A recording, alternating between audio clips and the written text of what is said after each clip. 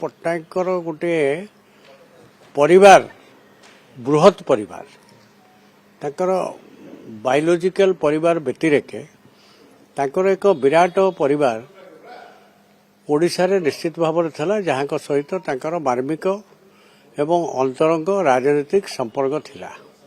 राजनीतिक ऊर्ध्वरे से सबुबले व्यक्तिगत भाव में बहु लोकों सहित संपृक्त थिले एवं सही क्रम आज आप देखिए मालकानगिरी रायरंगपुर पर्यंत पारादीपुर पुरी देकरी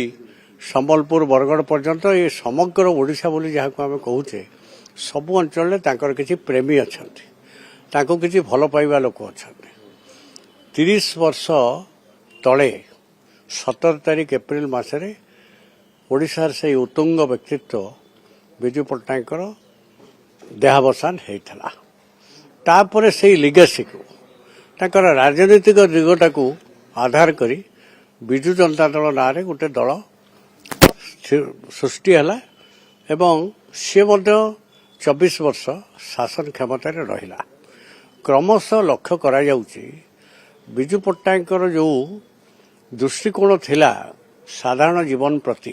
पब्लिक लाइफ प्रति से शिथिलता प्रकाश पाइबा आरंभ होई तार सुजोग नहीं कतिपय लोक किछि लोक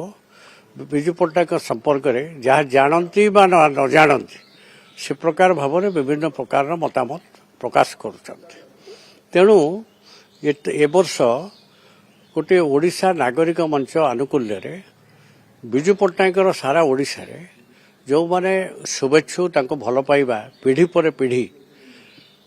पिला माने अछंती वयस्क लोके अछंती तांको सहित काम करुथिबा किछि व्यक्ति अछंती समस्त के गोटे सम्मेलन रे एकत्र करी तांको प्रति श्रद्धांजलि देवा सहित विजु पट्टनायक जो ओडिशा को ऊपर को उठेबा पाई तांकर जो प्रतिबद्धता ताकू दीपाद आगू को नबा पाई आलोचना करने को सिद्धांत होईची एवं से कार्यक्रम आप माने जानिथिबे ताको आवाहक भाव में 3 जन ताकू निमंत्रण करुचंती जड़े विजय महापात्र वर्तमान जे नवनिर्वाचित सांसद दिलीप राय एवं सौम्य रंजन पट्टनायक सी भी अनेक सोशल एक्टिविटीज भितर साधारण जीवन में तांकर मध्य गोटे निर्दिष्ट दृष्टिकोण अच्छी तेणु मिलित होकर तांकर सहित अनेक सहयोगी सहसाथी ए कार्यक्रम को आरंभ करने को जाउछंती। परवर्ती अवस्था जो कथा आपण प्रिएम्प्ट करूछंती गोटे सामुख्य हम गोटे दल हम ये सब कथार कौन भित्तिभूमि वर्तमान नाही केवल विजु बाबू संपर्क में आप देखिथे भारत वर्षर पार्लियामेंट रे गोटे असौजन्य मंतव्य विजु बाबू संपर्क में प्रकाश पाइला यही जो मिसगिविंग सब अच्छी